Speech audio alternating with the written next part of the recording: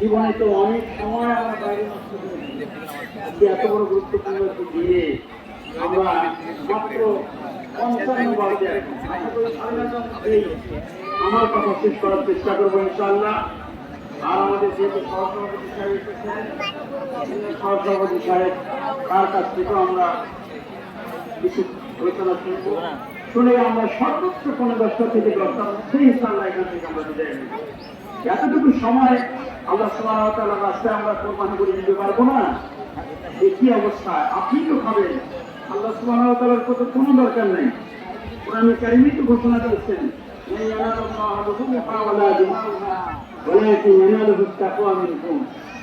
কাজে আপনাদেরকে আমি আর নসিহত করার আমার ভাষা নেই।